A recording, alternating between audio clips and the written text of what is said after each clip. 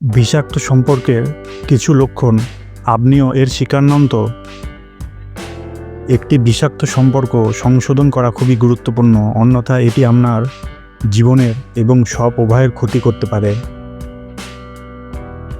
এবং ইতিবাচক জিনিসগুলো হিংসা, হতাশা, সম্পর্কের মধ্যে সন্দেহের মতো জিনিসগুলো থাবা বসাতে পারে।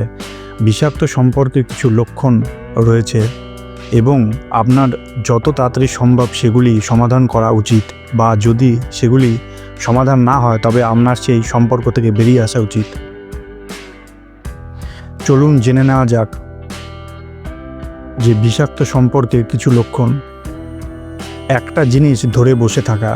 ধরুন কোনো বিষয় নিয়ে আপনার সঙ্গীর সঙ্গে ঝগড়া হয়েছে। এমন পরিস্থিতিতে আপনি যদি কথা বলা বন্ধ করেন, আপনি যদি বিষয়টা পরিষ্কার না করেন, তবে উভয়ের মধ্যে দূরত্ব বাড়বে এবং যখনই আপনি কথা বলার চেষ্টা করবেন, অন্য ব্যক্তি অবশ্যই সেই বিষয়টি তুলে ধরবেন। এমন পরিস্থিতিতে অন্য ব্যক্তি বিরক্ত হবে এবং তারপর ঝগড়া বা মনোমালিন্য শুরু হতে পারে। তাই সব সময় বিষয়গুলো পরিষ্কার রাখুন। সমালোচনা করতে। এটা সত্যি যে কিছু গঠনমূলক সমালোচনা একটি সুস্থ সম্পর্ককে শক্তিশালী করতে ব্যবহার করা যেতে পারে, কিন্তু ক্রমাগত কারো সমালোচনা আপনার সম্পর্ককে বিষাক্ত করে তোলে।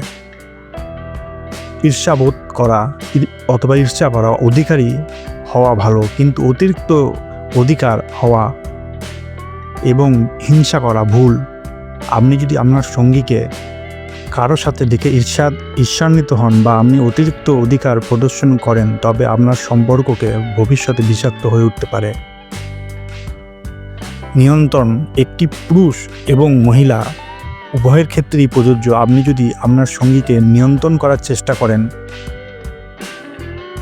ব্যক্তিকে আপনি যা চান করতে বাধা করেন, তাহলে সম্পর্কটি ভেঙে যেতে বাধ্য। দীর্ঘমেয়াদে কাউকে নিয়ন্ত্রণ করা ভুল প্রমাণিত হতে পারে। নেগেটিভিটি। অনেক সময় সম্পর্কের মধ্যে থাকা উভয়েই একে অপরকে বোঝাতে অক্ষম হন। আপনার মনে ক্রমাগত নেতিবাচকতা আসবে এবং তারপরে একদিন আপনি বিরক্ত হবেন, যা বিষাক্ত সম্পর্কের দিকে একটি পদক্ষেপ হতে পারে। তাই এটি করা এড়িয়ে চলুন।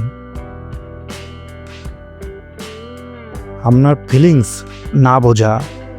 অনেক সময় নারী হোক বা পুরুষ, সম্পর্কের কিছু কথা সঙ্গীকে বলা যায় না, কিন্তু কেউ যদি কিছু বলে এবং অন্য ব্যক্তি তা বুঝতে না পারে বা অনুভূতিগুলিকে গুরুত্ব সহকারে না নেয়, তবে এটি একটি বিষাক্ত সম্পর্কের লক্ষণ হতে পারে। ধন্যবাদ।